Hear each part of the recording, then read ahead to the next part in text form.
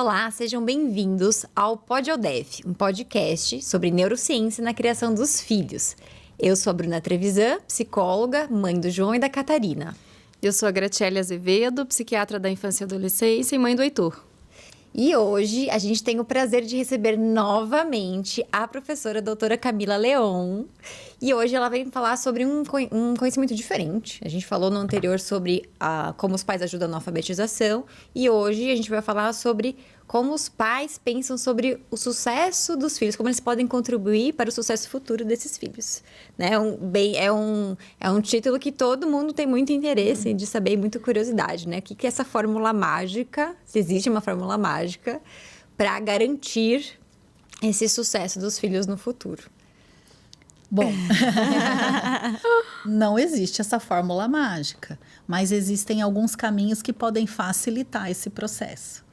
E quando a gente pensou nesse tema, muito mediante algumas dúvidas que as famílias têm, muitas vezes, até onde eu posso deixar meu filho fazer sozinho as coisas em casa, né? E as escolas reclamam muito de crianças que não têm autonomia, por exemplo, para amarrar o tênis sozinho, e aí a família opta por um tênis de velcro.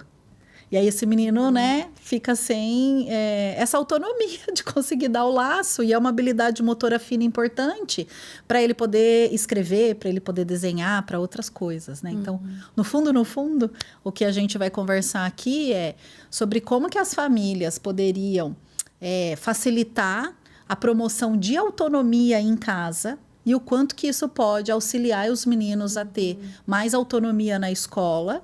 E isso tem um nome técnico, né? Que a gente pode fazer uma associação com as tais funções executivas e o quanto elas são preditoras de desfechos de sucesso, não só acadêmico, escolar, mas na vida como um todo. Interessante. E as funções executivas, elas vão estar muito relacionadas a essa questão da autonomia, né? E tem outros fatores também que elas podem estar relacionadas para além da autonomia, que também estão relacionadas ao sucesso?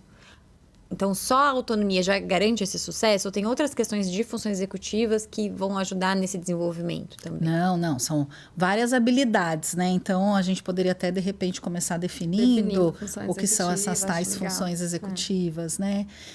Bom, o que a gente sabe é que existem diferentes definições na literatura, mas existe um certo consenso de que elas são um conjunto de habilidades que vão auxiliar as pessoas a se organizar, se planejar, se autorregular para atingir objetivos. Né? E isso vai envolver alguns processos mais básicos, que podem ser estimulados desde a infância, e alguns processos mais complexos, que talvez a gente dependa um pouquinho dessas habilidades mais básicas. E aí é papel dos adultos, então tanto da escola quanto da família, serem promotores dessas funções executivas que podem, então, contribuir para que seus filhos tenham autonomia. Okay. Resiliência tem a ver com funções executivas também? Tem alguns estudos que mostram, né, essa relação das funções executivas com resiliência. Não sabe dizer até melhor do que eu. Não é um conceito que está dentro de funções executivas, né? Mas não. Associado que eu, às vezes, dependo de funções executivas para que eu seja resiliente. Assim como regulação emocional também, né? Não é só funcionamento executivo. Embora tenha funcionamento executivo quente, né? Que tem mais emocional e etc. Porque eu tô pensando um pouco nisso. O que são essas características que trariam sucesso no futuro para além da autonomia, né? Resiliência seria uma delas, Resiliência, né? Por exemplo, né? Habilidades socioemocionais, que também está relacionada a funções executivas, né? Mas acho que a gente podia começar do básico, que você falou que tem umas mais básicas. Isso, né? boa. O que são essas mais básicas, assim? Dentro das funções executivas, a gente tem um certo consenso de que existem o controle inibitório, que tem a ver com a nossa capacidade de inibir respostas automáticas, né? Sejam elas comportamentais, cognitivas ou atencionais, que é algo muito difícil, a gente sabe disso. E a gente sabe também, pensando no controle inibitório, o quanto ele sofre também influências culturais, né? A gente sabe que tem culturas que conseguem seguir as regras, não furar a fila, esperar a sua vez, e outras culturas em que isso é mais E que a flexibilidade cognitiva é muito alta, poderia ser menos alta, né? Então, flexibiliza muito as regras, né? Cria sempre um jeitinho, né? Pra lidar com a situação. Que é a nossa, né? Que é a nossa cultura, essa daí. né? Então, uma dessas habilidades são esse tal controle inibitório que estaria ligado a, poderíamos dizer que a disciplina, ou seja, ter rotina, ter hábitos, horários, pode ser um facilitador do desenvolvimento desse controle inibitório. Seria o oposto do impulso, né? Que é muito precário nas crianças ainda, o controle inibitório, né? Então, esse comportamento bem impulsivo, de falar o que pensa, na hora que pensa, reagir de qualquer maneira. Imediatistas, né? Tem muito relacionado com...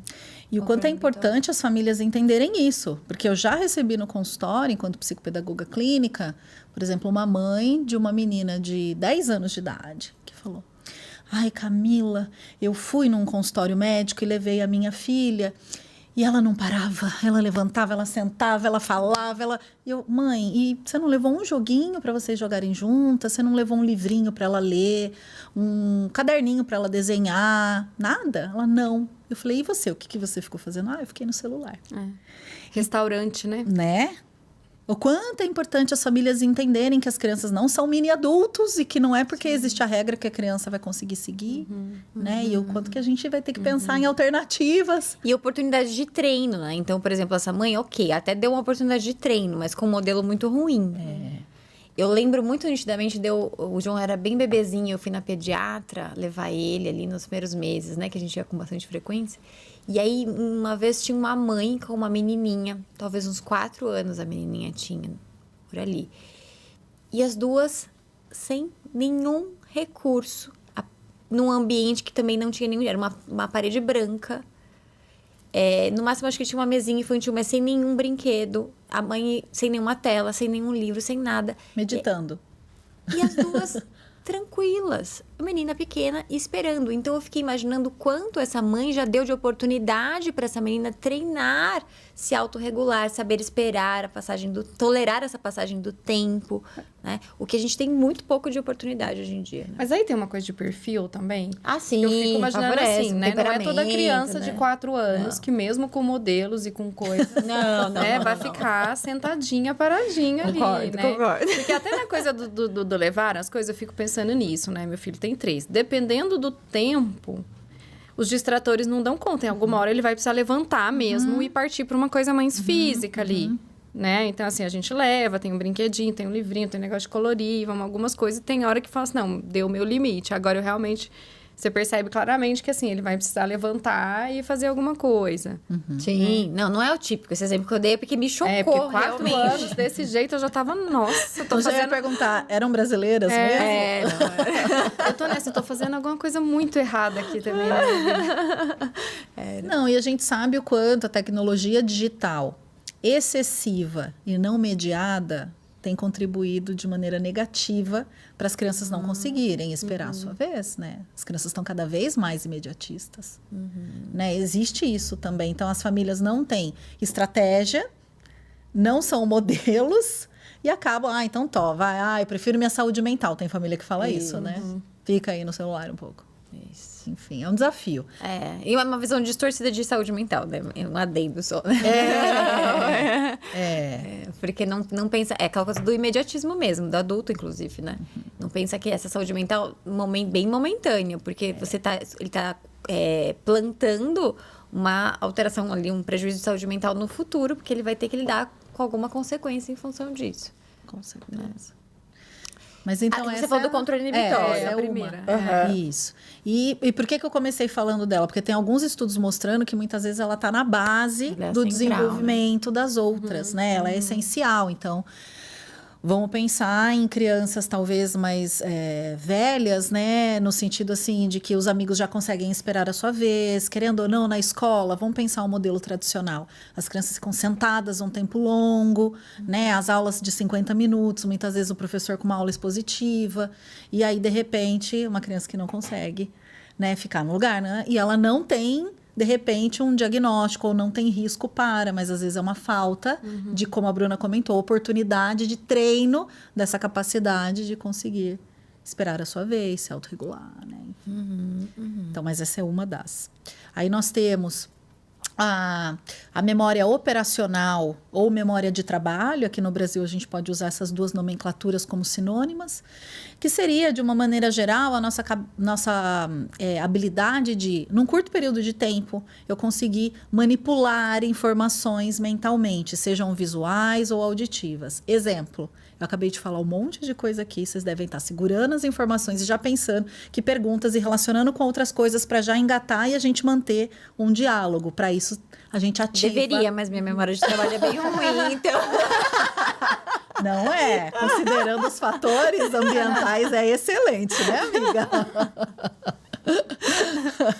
Mas então seria isso. E aí, pensando nas crianças, essa memória de trabalho, ela é extremamente importante para, por exemplo, ao ouvir uma história, eu conseguir responder coisas sobre aquela história, ou pensando nos meninos mais velhos, produzir um texto, ou fazer cálculos mentais. Aquela coisa do problema de matemática, né? O fulano tem 10 laranjas, levou... Se eu tiver que ficar voltando toda hora no enunciado, não reter um pouquinho ali, a gente não consegue, né? Isso. E reter e atualizar e integrar, né? Então, é uma coisa que eu vou ali mexendo com aquelas informações num curto período de tempo. Uma coisa muito típica que os pais observam podem observar a memória de trabalho é não seguir instruções, né?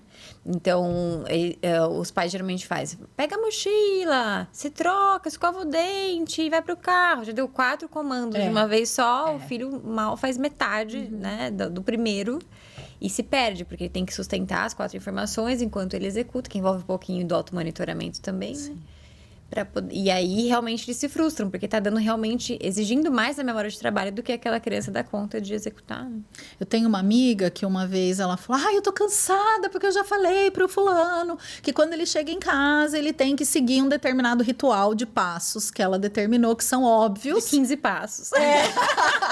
Que ele tinha que fazer, que era tipo, chegar da escola, tirar o uniforme, jogar no lugar correto para lavar, trocar de roupa e sentar pra fazer lição de casa, sei lá, alguma coisa assim. E ela, eu tô cansada. Eu falei, amiga, você já pensou em fazer um esquema visual com ele? Para quando ele chegar em casa, ele de repente ir marcando, fez o 1, fez o 2, ao invés de você ficar cansada falando. Então, essa é uma ideia interessante, porque às vezes a gente se esquece que existem outros recursos que poderiam auxiliar e de outras entradas sensoriais, como por exemplo da visão, né? E às vezes a gente fica cansado, porque a gente está o tempo todo falando, e parece que é má vontade do menino. E a gente esquece que é um menino, sei lá, de 8 anos de idade, que ainda não tem, talvez, a capacidade de fazer isso sozinho, ou que precisa de uma oportunidade de automatizar esse processo. Né? Eu acho que essa parte é interessante, assim, memória operacional. Ela se desenvolve ao longo do tempo? Ou ela vai fortificando, sei lá, assim, eu consigo reter mais informações? Como é que é? Legal.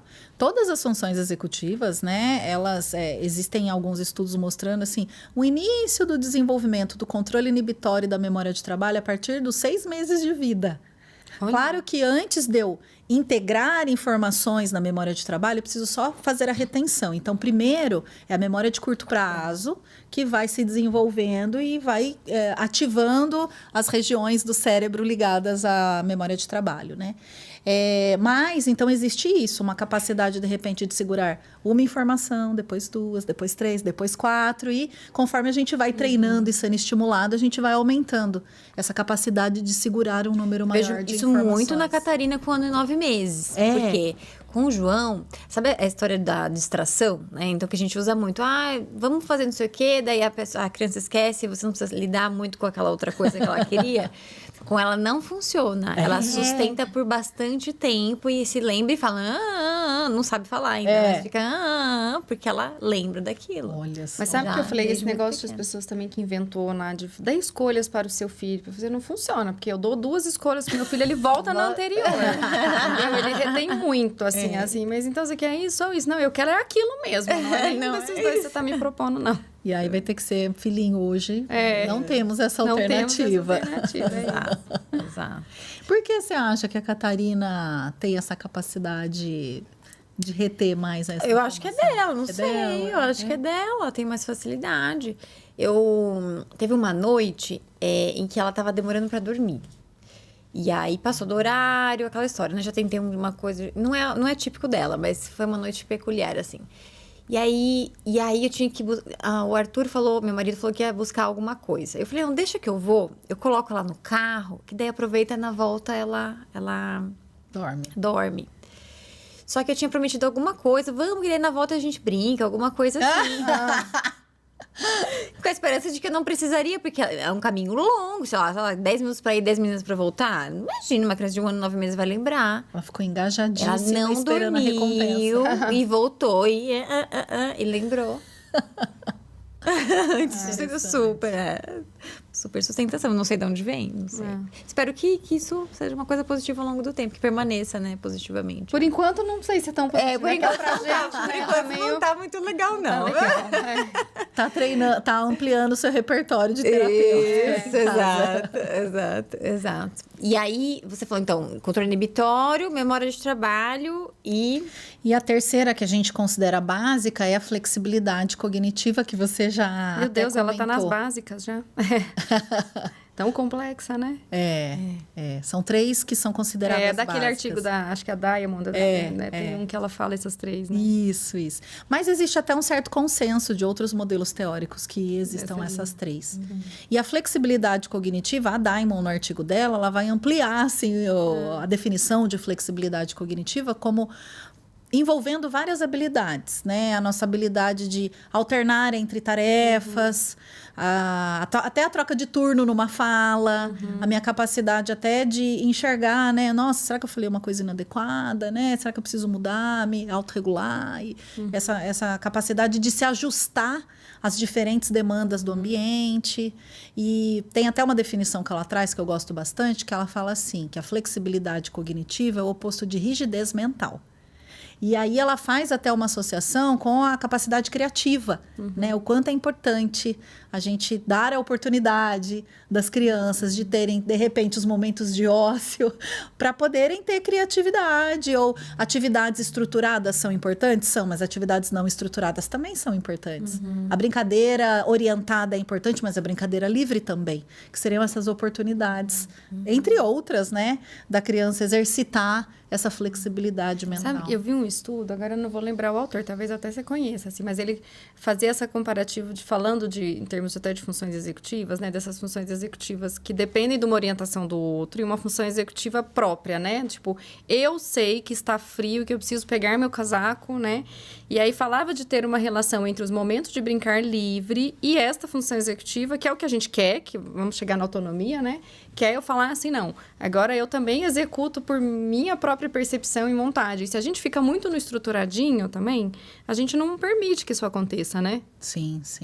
Faz todo sentido. Tentativa e erro, experimentar. Eu tô na dúvida agora, eu tô aqui pensando. Não sei se você vai dar umas dicas de como fazer essas coisas agora, né? Porque eu fiquei pensando, se essas são as básicas, tem as complexas, dá tempo da gente definir tudo e dar umas dicas... de também, por exemplo, como é que eu ajudo na memória operacional? Acho que dá. Porque assim, no fundo, fala-se muito mais dessas básicas e as 3 complexas desse modelo que a Diamond propõe é raciocínio, resolução de problemas e planejamento. E aí ela acaba não aprofundando muito nessas habilidades, mas a gente sabe que são habilidades, por exemplo, planejamento depende do plano, da execução e da avaliação se o plano deu certo ou não. Muitas vezes as famílias, por conta da correria, acabam fazendo e não acabam dando a oportunidade do menino entender que teve um começo, um meio, um fim, um planejamento, ou verificar. Planejou, né? Então, né, parece que alguém fez por ele e realizou, né? Então, a habilidade de planejamento envolveria isso. O raciocínio vai envolver uma capacidade que vai depender de coisas que estão além dos objetos concretos, né? Vai envolver uma capacidade de abstração. E a resolução de problemas vai depender da oferta de oportunidade da gente pensar junto como que a gente pode resolver, né? Os problemas, não sempre alguém resolvendo pela criança, né? Então... e pensando na questão do desenvolvimento, que a Grade colocou ali, que você falou da controle inibitório da memória de trabalho, que começa bem ali no início, flexibilidade seria um pouquinho depois, seria junto, as complexas mais para frente. A gente poderia pensar que, apesar da criança aos 2 anos de idade ter a capacidade de repente, flexibilizar em alguns comportamentos, a gente vai ver que essa é uma habilidade mais complexa dentre as 3 básicas. Então, a gente começa a ver um melhor desenvolvimento dela a partir dos 4, 5 anos de idade. Envolve vários processos, né? Adaptação, como você falou, novos ambientes, novas situações. Tomada de perspectiva. Tomada de também, perspectiva, alternância da atenção, da capacidade de prestar atenção, engajar e desengajar, que é uma coisa difícil, né? Mas tem criança que tem dificuldade de desengajar do que está fazendo. Tem criança que desengaja muito fácil, mas tem dificuldade de engajar novamente, né? Ou engajar no que deveria, né? Engajar e não engaja. Enfim, parece mais complexo mesmo pela demanda, né? Exatamente. Por isso, então, é como se controle inibitório e memória de trabalho se desenvolvessem inicialmente e elas começam a dar o suporte para o desenvolvimento da flexibilidade cognitiva. A resolução de problema, eu fiquei pensando, parece que até vem antes, né? Pelo menos de uns problemas básicos. Você vê uma criança brincando, assim, né? Ela logo começa a se virar em algumas coisas, né? Tipo, tal coisa não deu certo, eu tento de outro jeito. É que não é segmentado, né? Eu sempre lembro, quando penso no desenvolvimento das ações executivas, especialmente na flexibilidade, uma situação que eu coloquei, fiz uma cestinha para o João, daquela que você passa um monte de fita, assim, e coloca os objetos ali dentro. Que a ideia é ele ficar tentando enfiar a mãozinha para tirar. Ele não andava ainda, ele tinha entre 8 meses e 1 ano, assim, né? Mas ele estava sentadinho, durinho já, e brincando. E ele não conseguia pegar, enfiar a mãozinha, pegar. Ele pegou e fez assim, virou. Foi flexível. Não sei se foi tentativa ou erro, não. Mas tinha um resquício ali, né? De mudar a estratégia que ele estava tentando. Que não deixa de ser resolução de problemas. Sim. Mas a gente enxerga essa resolução de problema como ter um raciocínio, compreendendo as etapas, pensando em alternativas para resolver o problema, né? Então, às vezes, nessa idade anterior, a gente vai ver o início do desenvolvimento dessa resolução de problemas muito mais por tentativa e erro. Tá. E depois é que eu começo a ter repertório de, eu posso fazer A ou eu posso fazer B. Qual plano vai ser melhor, né? Que já vai envolvendo o planejamento, né? De elencar, olha, quais possibilidades eu tenho, quais consequências, porque a resolução de problemas é aquele passo a passo, né? Definir o problema, elencar as possibilidades de resolução, pensar nas consequências possíveis de cada um e eleger o que tem uma consequência mais favorável, né? E é mais complexo, né? Pensando nesse processo em si, né? Do que a tentativa e erro. Mas até eu tô pensando que é talvez um comecinho, né? Isso. Porque eu tenho que me segurar muitas vezes naquela coisa, né? Tipo, ele tá tentando abrir, uma canetinha não tá indo, né? E às vezes a nossa coisa é assim, não, abre aqui, toma, né? Aí eu fico lá assim, não, deixa ele tentar. Se não der, deixa ele pedir ajuda, né? Se segura um pouquinho, que acho que é uma das coisas que a gente precisa fazer para deixar que a criança se desenvolva também, né? Não, ou seja, o quanto esse adulto, esse pai, essa mãe, esse professor, esse adulto, precisa se autorregular para não fazer pela criança o que ela seria capaz de conseguir sozinha, né? E me admira muito, lembrando de novo do Instagram da Bruna com o João, que, a Bruna, né, é um exemplo, assim, de promoção de funções executivas em casa, na minha perspectiva. Eu negligencio, eles têm que se virar. Não é verdade. Ela faz monitoria positiva. É tipo assim, estou aqui, mas vamos lá, eu confio que você seja capaz, né? E eu olhava alguns vídeos e falava, eu não ia conseguir. Já se eu fosse mãe, já ia fazendo. E o quanto que deve ser desafiador para quem é pai e mãe, de fato, isso. Não vou fazer. Ou hoje eu vou fazer porque estou corrida, mas amanhã vou dar oportunidade. Tem uma coisa, assim, do pensamento, da condição em si, né? Isso, tô corrida, vamos resolver isso logo. Tem um pouco da percepção de capacidade da criança. E uma vez eu me surpreendi com um pensamento automático de uma mãe, que eu dizia isso, sobre muita oportunidade de autonomia, etc. E ela falou assim, mas eu penso, se eu posso fazer essa gentileza por ele, por que não? Enquanto eu puder fazer, eu quero fazer. Era a linguagem de amor dela, fazer por ele. Mas ela não conseguia enxergar que ela tirava uma grande oportunidade dele, que isso poderia ser negativo. Sim. Né? Em vez de ser um afeto, né? Trazer algum prejuízo. Né? Ok fazer uma gentileza, né? Outra coisa é eu não dar nenhuma oportunidade dele tentar, se arriscar e mostrar. As crianças pequenas, elas têm muito isso, né? De se sentirem especiais, né? Capazes, né? Úteis. Por poder fazer, úteis, por poder fazer uma coisa que o adulto faz, por participar de alguma coisa que o adulto faz. E o que acaba acontecendo muito é que depois a criança vira um adolescente, e aí os pais passam a esperar que eles tenham a iniciativa naturalmente, sendo que isso não foi estimulado antes, não teve oportunidade. De repente, eu espero que ele faça isso, e é numa idade que ele já não tem mais tanto interesse como a criança tinha. Perfeito.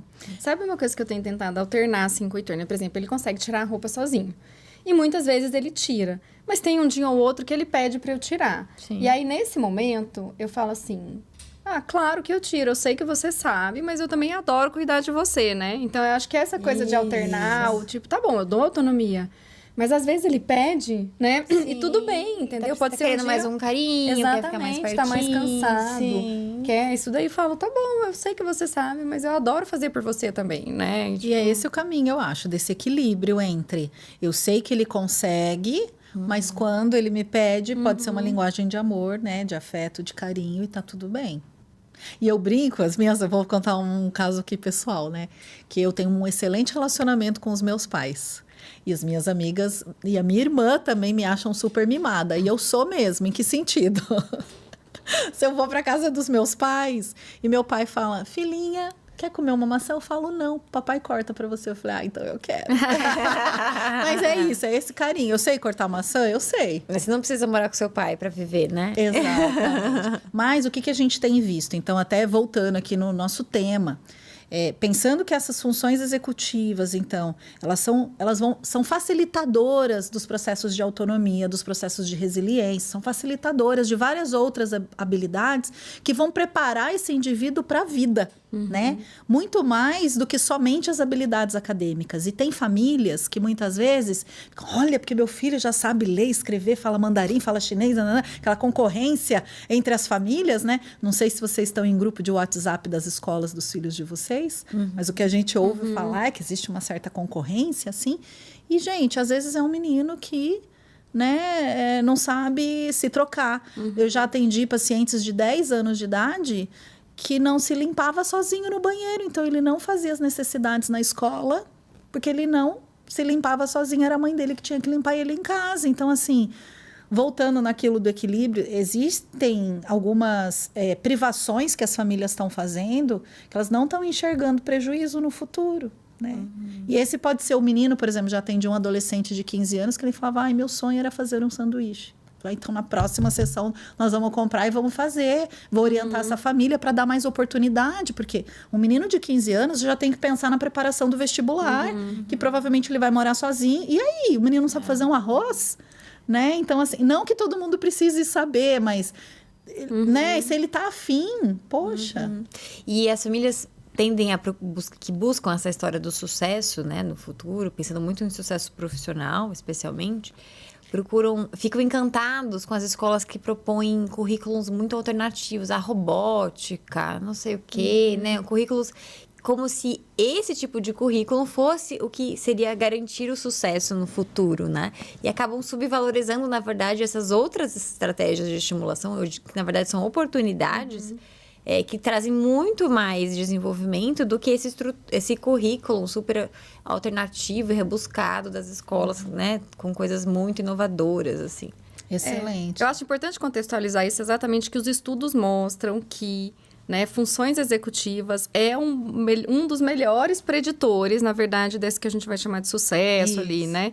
Então, acho importante contextualizar isso para as pessoas. Né? A gente está discutindo função executiva exatamente por isso. Talvez mais que a inteligência isoladamente ali, a função executiva é um preditor melhor. Isso. Né? E até por isso, alguns estudos de alguns grupos de pesquisa têm proposto currículos escolares, promotores de funções executivas nas escolas. Olha só. Porque muitas vezes as famílias, por diversas questões, não estão conseguindo fazer isso em casa. E aí, meio que, então, vamos aproveitar a escola para também ampliar essa oportunidade de estimulação, não só dessas habilidades cognitivas frias, vamos dizer assim, né? Ou como ler, escrever, calcular, robótica, mandarim, mas também preparar esse indivíduo para a vida, né? Que ele saiba. A própria robótica, ela pode ser uma oportunidade de trabalhar, desde que você esteja com isso em mente, com essa meta. Não é aprender a montar um robozinho, né? Mas é trabalhar as funções executivas em si, né? Eu acho difícil essa coisa da autonomia autonomia que eu tô pensando aqui, né? O Heitor gosta, às vezes, de lavar a louça, né? Então, ele comprei aquela torre, né? Que a gente chama de torre montessoriana. Ele subia e gosta de lavar a louça.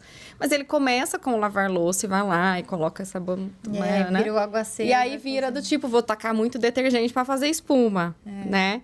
E aí eu fico naquela, poxa, sabe?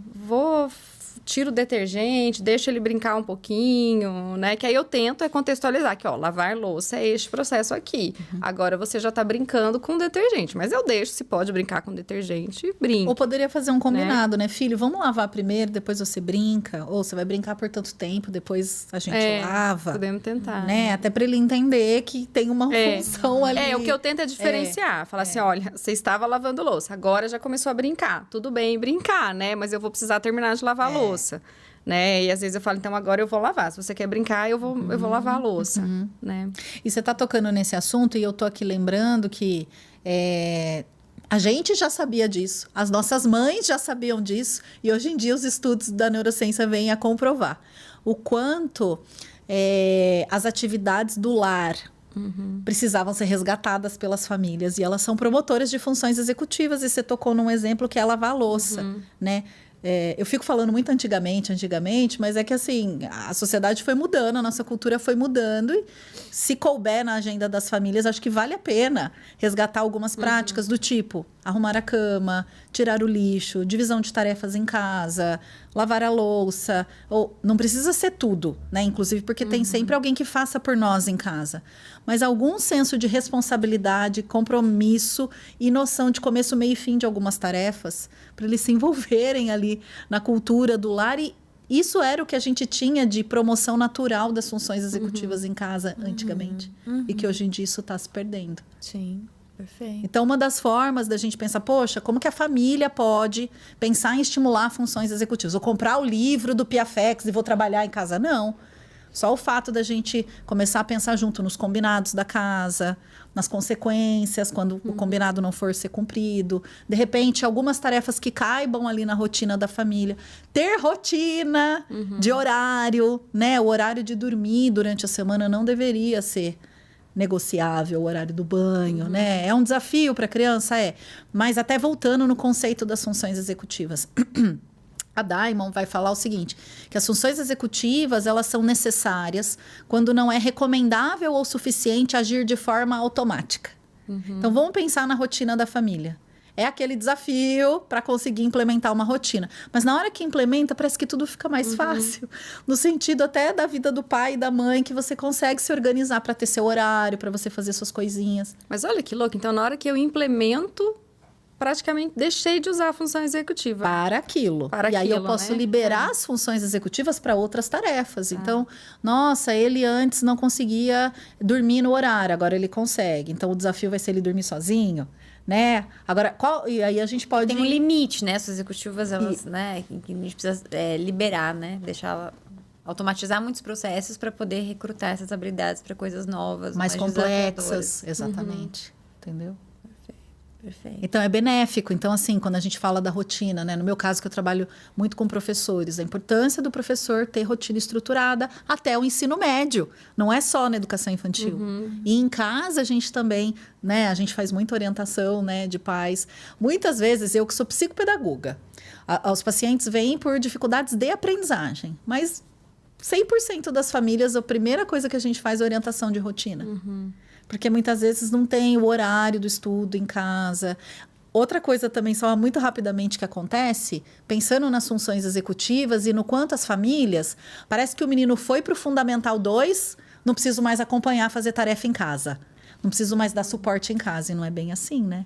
Pensando que as funções executivas dependem da maturação do córtex pré-frontal, e isso vai demorar pelo menos 21 anos para acontecer, dar esse apoio, esse suporte, ou ter uma estrutura, um direcionamento em casa, por exemplo, para fazer tarefa, para fazer trabalho, é extremamente Deixa eu tirar uma importante. dúvida. Eu tenho duas amigas. Uma que sempre fez tarefa com as filhas e a outra que fala, nossa, eu nunca fiz tarefa com os meus filhos. E essa que nunca fez, pensa uma coisa assim, parece que eles têm mais autonomia, porque essa que sempre fez, fala assim, mas agora elas não querem estudar sozinha, entendeu? Tem que ser comigo, ficar dependente, assim.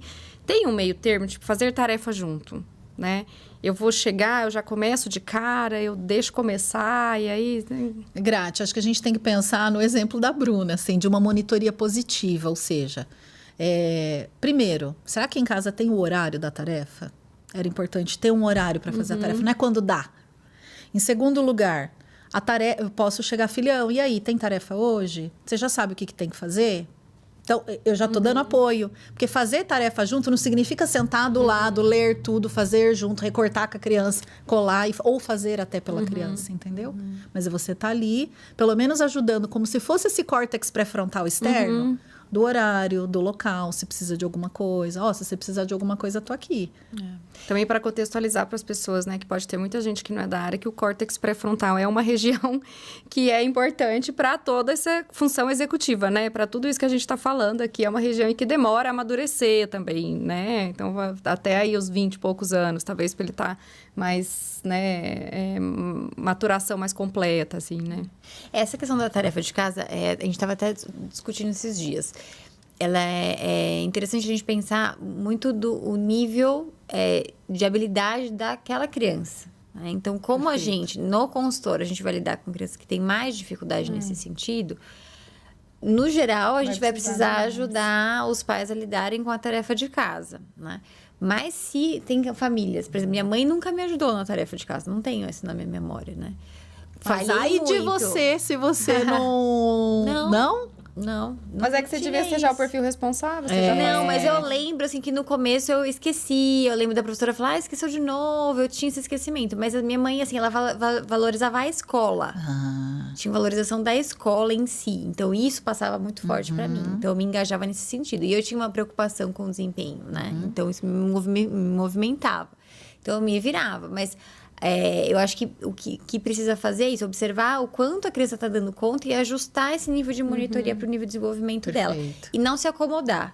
Porque senão a gente se acomoda e aí fica difícil desmamar depois. Mas dá para começar com menos suporte e ver como vai, né? Vou dar menos suporte e aí vou indo nesse sentido de só organizar o horário. De falar assim, já checou, que é eventualmente deixar acontecer de esquecer e a professora dar uma chamada, né? Isso, é uma consequência natural. Agora se eu vejo que tá passando tempo e essa criança não lembra de nenhuma, não tá tendo nota, aí eu vou tomar outra atitude, né? Não preciso deixar muito tempo passar, mas talvez essa coisa de começar com... A gente usa muito isso na comunicação alternativa de pessoas autistas, né? Presumir competência, né? Então, a gente presumir competência e aí a gente vai ajustando, né? E ver que nível de suporte precisa. Isso, perfeito. Não, e só para lembrar também do meu relato pessoal, né? Porque todo mundo olha para mim e fala, nossa, né? Você veio da área da educação, né? Você fez mestrado, doutorado, nossa, não sei o quê. Você deve ser muito inteligente. Não tô me menosprezando, mas é só para explicar que, assim, eu fui muito terrível. E assim, eu lembro que no antigo primário, né, eu dei muito trabalho para minha família.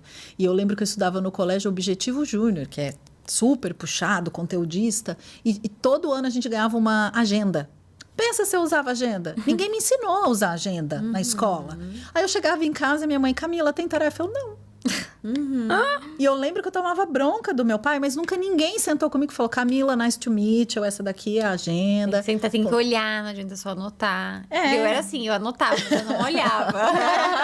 Então, mas eu nem anotava, entendeu? Assim, olha como falta, então, para esse adulto uma noção de que o óbvio não é óbvio e precisa ser Gente, pra você ver que ensinado. Eu era aquela que já adiantava, no meio do intervalo eu tava querendo fazer a lição. Eu chegava e tava lá.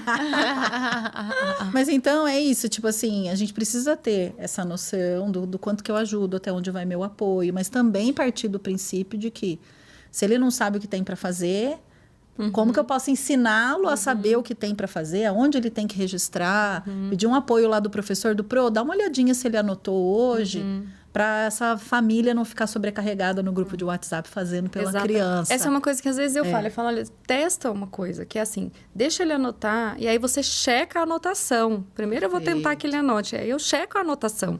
Né? Eu vou fazer um controle, não vou deixar à mercê dele, mas eu também não vou já partir do princípio que ele nem precisa se preocupar em anotar mais, porque eu vou pedir pro coleguinha. Não, isso não Ou chegar num ponto de falar, ele não anotou, se ele já pode e já tem um WhatsApp, ele pode pedir ele mesmo, né, para um colega, e aí eu vou checar se deu certo, né? Hoje em dia tem muitas escolas que disponibilizam online o que tem de lição, né? Então, assim, eu posso fazer uma dupla checagem, dou autonomia e eu vou e checo, né, e vejo.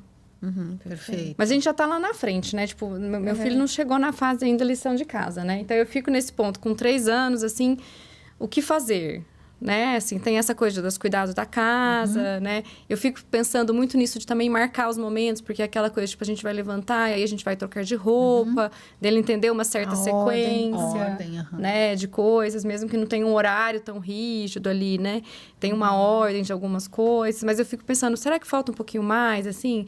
Será que eu preciso, sei lá, vou colocar todas as roupas só no nível dele e falar, pô, agora você vai escolher roupa com 3 anos, não sei, né? Se eu tô exagerando.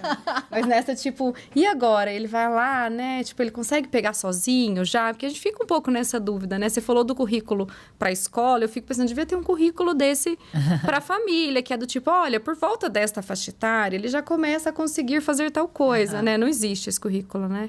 Simplificado. Olha, assim. a gente poderia...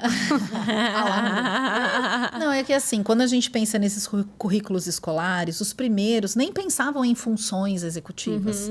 E os primeiros foram os currículos montessorianos. Então, as escolas Montessori, elas já partem desse princípio. Que aquilo que a criança tem capacidade de fazer sozinha, vamos dar, então, a oportunidade de que ela faça. Então, as coisas menores, na altura do campo de visão dela. Então, existem, né... Waldorf também tem bastante os quartos disso. montessorianos, tem? Tem. Não tanto quanto a Montessori, mas de envolver muito a criança, ela para fazer o próprio lanche. Então, na hora do lanche, a professora prepara junto com as crianças, limpar as próprias coisas. Tem o dia do brilho, que eles chamam, que é geralmente de sexta-feira. Então, eles limpam os brinquedos da escola inteira, todo mundo participa de tudo, né? Muito legal. E isso tem a ver com uma das atividades promotoras de funções executivas, que é engajar a criança no processo, né? Então, assim, não é, uau, essas roupas surgiram aqui limpas no meu quarto. Não, qual foi o processo? Quem que fez? O que tem? Qual é o passo a passo? Qual que é o começo, meio e fim? Né? Observar o adulto também. E fazer de uma forma mais fluida funciona? Porque acontece, por exemplo, esses dias vazou um xixi na fralda da noite. Assim, vamos lá lavar. Não é o usual a gente ir lavar roupa, né? Porque eu tenho condições de ter alguém que faça.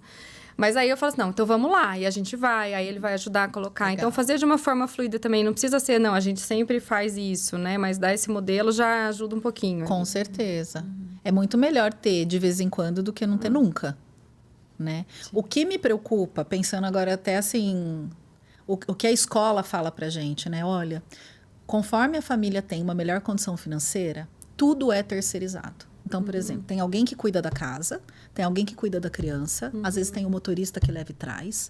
Então, fica tudo muito terceirizado e parece que essa criança, então, não tem uma oportunidade de ter o tempo de ser engajada em tarefas orientadas para objetivos, que é o que a gente chama de funções executivas. E aí a gente acaba tendo aquela aprendizagem, aquele treino cognitivo, que é mais quase de laboratório, assim. É ir lá e aprender teoricamente, fazer só no contexto da escola.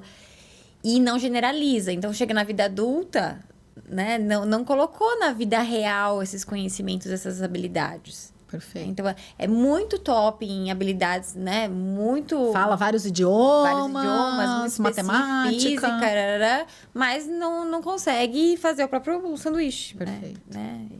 E tirar o lixo. Exatamente. E aí é o que a gente fala de alguém que está desexecutivo. E o que seria o ideal pensando em sucesso na vida futura? Eu ter o equilíbrio entre essa inteligência mais cristalizada, mais associada a habilidades acadêmicas, e essa inteligência fluida, mais associada às funções executivas, né? Isso seria o ideal. Não haver esse desequilíbrio, mas a gente percebe que a sociedade valoriza muito essa inteligência cristalizada, essas habilidades mais acadêmicas. E se ele é bom em relacionamento interpessoal, se ele é bom resolvedor de problemas, se ele é criativo, talvez isso não seja tão valorizado quanto, né? Então, eu acho que na prática, a gente até valoriza, no sentido de falar assim, se eu tenho um funcionário que é super bom, vou valorizar. Mas não é tão claro que eu estou valorizando, né? Às vezes, assim, a gente não identifica, assim, olha, por que é diferente de alguém que, sei lá, sabe todas as respostas para tudo, né? Mas, às vezes, a gente entende que aquela pessoa é um funcionário essencial ali, tem alguma coisa, a gente cobra a função executiva, mas a gente nem sabe o que está cobrando, ou o que está pensando, ou o que está exigindo, né? Ela é menos falada mesmo, assim. Menos assim, que a gente está no meio que a gente fala muito, então nem sei, né? A minha impressão é que hoje em dia se fala muito mais, né? Se fala bastante, né? De função executiva. No nosso meio. Porque se você for para o mundo corporativo, por exemplo, né? Se for fazer um processo seletivo... São outros conhecimentos, liderança, né? E o conhecimento técnico, né? Porque se o cara não tem o conhecimento técnico, às vezes ele nem entra. Talvez uma segunda etapa do processo seletivo é ir para essas competências mais que eles chamam de soft skills no mundo corporativo. Mas sabe uma coisa que eu me lembrei do quanto que é grave essa falta de oportunidade que as famílias não estão dando das crianças serem estimuladas nas suas funções executivas? Onde isso está reverberando atualmente aqui no Brasil? Na entrada no ensino superior. Então, por exemplo, vocês, quando fizeram faculdade, algum pai de vocês participou de alguma reunião na sua faculdade? Não, pelo amor de Deus, Não, na faculdade. Não é vergonhoso você pensar nisso? Faculdade. Você sabia que hoje é uma realidade? Muitas universidades, as particulares aqui de São Paulo, têm reunião de pais. Meu Deus. Tem, como que fala? Reunião de acolhimento para a entrada do calouro na faculdade com os pais, e depois tem reuniões periódicas de pais. Falo, gente, para, adolescência estendida. Vamos dar oportunidade deles virarem adultos. Sim, perfeito. Isso tudo tem a ver com funções executivas. Sabe que eu também tive sorte por um lado e por outro não, né? Como a família morava numa cidade muito pequena, interior de Goiás, a gente saiu cedo. E aí teve alguns esquemas de uma época uma prima ficava, uma época tinha uma funcionária que dormia, mas assim, eu saí com 12 anos, né? Então, e tinha uma pessoa que acabava ficando. E aí, mas ali, eu tô lembrando, assim, né? Não lembro que idade exatamente, mas foi muito cedo que já tinha uma coisa. Tinha uma funcionária da casa, porque a gente não conseguia cozinhar e fazer tudo. Mas a gente tinha que cuidar já de muita coisa sozinho ali, né? Então, assim, à noite, esse horário de dormir, o horário de acordar, era uma coisa que era só de ali, você. né? Dependia da gente mesmo fazer, né? Então, vamos ao nosso pode ou deve. Vamos. Deixa eu pensar. Pode ou deve fazer tudo pela criança enquanto ela é pequena e necessita de cuidados? Não deve. Não deve, né? Pensando no contexto que a gente está pensando aqui. Uma vez que a criança demonstre que ela tem capacidade de, a gente deveria, então, dar a oportunidade da criança mostrar que ela é capaz de, né? Perfeito. Então, acho que seria, então, pode ou deve organizar o ambiente para que essa criança consiga fazer mais coisas sozinha. Pode, né? É extremamente importante que as famílias fiquem atentas a isso, a dar esse suporte, né? Esse suporte necessário.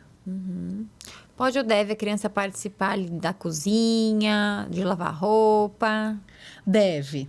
Porque hoje em dia nós temos estudos científicos mostrando o quanto o envolvimento da criança nessas atividades familiares é uma oportunidade de promoção de funções executivas em casa.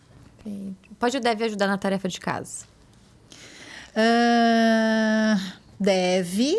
Não vou falar que pode, por quê? Porque é isso que a gente comentou. Tem crianças que têm mais autonomia, crianças que têm menos autonomia. Acho que é mais importante olhar para essa estrutura mais ambiental do horário, dos recursos, tal, de dar os caminhos, né? Mas não fazer por ela.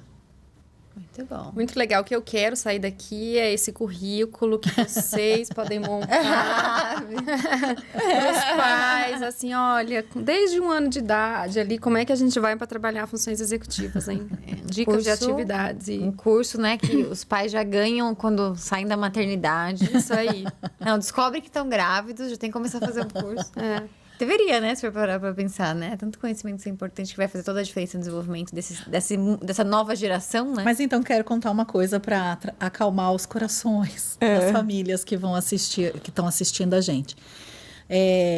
Quando a gente olha para os diferentes recursos que são promotores de funções executivas, a gente vai ver que mais do que o recurso, o momento de interação entre o adulto e a criança é o elemento principal promotor de várias habilidades e até hormonais, neurológicas, enfim.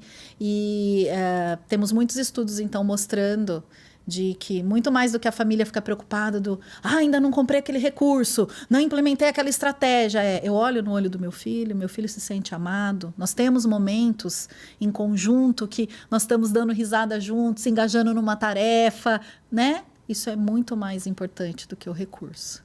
Maravilhoso. Já ajudou, né? Com chave de ouro. Muito bom, Ká. Maravilhosa como sempre. Muito bom ter você aqui de novo com a gente. Mas a gente quer mais, né?